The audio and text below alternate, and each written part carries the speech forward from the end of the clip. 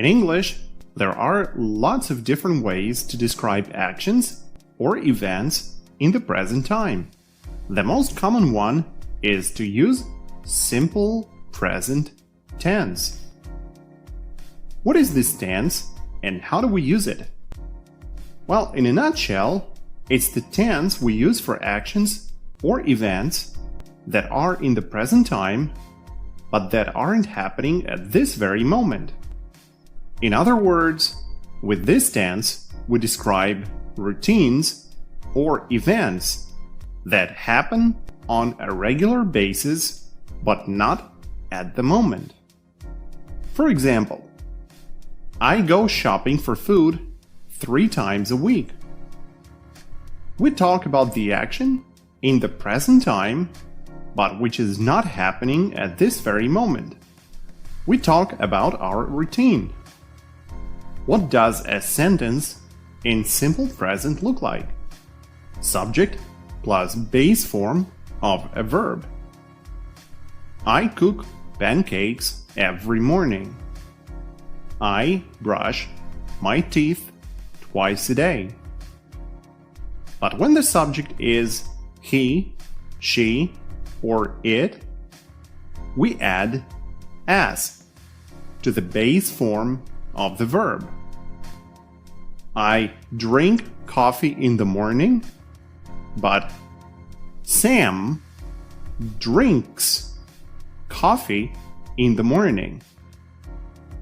We like spring, but my dog likes spring. I know 5 languages, but Sarah knows 5 languages. In questions, we put auxiliary verb do before the subject. If the subject is I, you, we, they, and we put does if the subject is he, she, it, and we drop as from the verb. For example, I drink coffee every morning. To ask a question, we add auxiliary verb or helping verb do. Do I drink coffee every morning? You drive a luxury car. To make a question, we put do before the subject you. Do you drive a luxury car? Or what kind of car do you drive? How often do you drive a luxury car? You see, the auxiliary verb do always comes before the subject in questions. Paul often works late. Paul is a he, so we use does in questions instead of do. Does Paul often work late? So the auxiliary verb does goes before the subject Paul, and we removed s from the verb. How often does Paul work late? Why does Paul often work late? Susan knows many rich people. Because Susan is a she, we put does in the question before Susan. Does Susan know many rich people? What kind of people does Susan know? How many rich people does Susan know? As you can see, we put the auxiliary verb do or does before the subject in questions in simple present. And now you probably have a question. What the heck is an auxiliary verb? What the heck is this? Think of it as a grammar word, something that doesn't have any actual meaning. It is used to help you understand which tense the question is in. Each tense in English has its own auxiliary verbs, sort of indicators of the tense. Now you know that simple present has two auxiliary verbs, do and does. They indicate simple present tense. So whenever you see do or does in the question before the subject, you know that this sentence is in simple present tense. But sometimes it happens that the subject in the question is unknown. If the subject is who, it's unknown. If the subject is what, it's unknown. Or if the subject is how many people, it's also unknown. In other words, when the subject is a question word or a question phrase like who, what, how many people, and in lots of other examples, we say that the subject is unknown. In case when the subject in the question is unknown, in simple present, we build this question without auxiliary verbs do or does. For example, Tom works with 10 other people. Let's make a question with an unknown subject. Who works with 10 other people?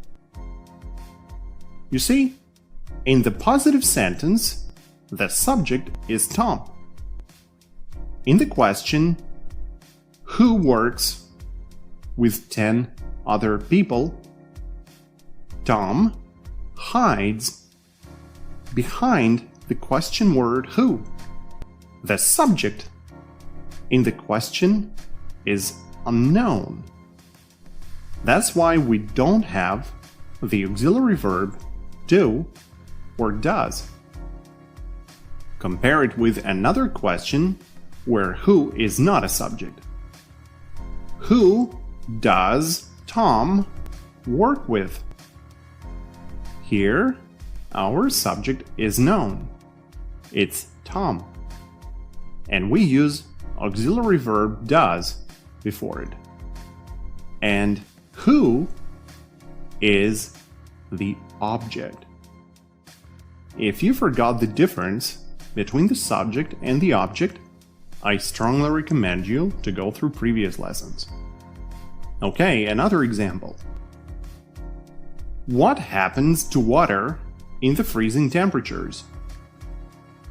Here, the subject is what? A lot of people make a mistake thinking that water is the subject. So let's check. The predicate is happens. And as you remember from the previous lessons, predicate always goes after the subject, not before it. So our predicate goes after what, which makes what a subject. And because what is an unknown subject, we don't use auxiliary verb do or does. So, how do we make a negative sentence? We put do not or does not before a verb. And just like in questions with does, we drop the ending s from the verb. For example, I work as a judge in the court. It's a positive sentence. I do not work as a taxi driver. This is a negative sentence. We put do not before the predicate work. I do not work as a taxi driver. My mom likes fish. It's a positive sentence. My mom does not like meat. It's a negative sentence. We put does not before the predicate like, and we dropped the ending s. My mom does not like meat. We often contract do not into don't and does not into doesn't. I do not work as a taxi driver. I don't work as a taxi driver. My mom does not like meat. My mom doesn't like meat. In the next lesson, I'll talk about the situations in which we use simple present. Stay tuned.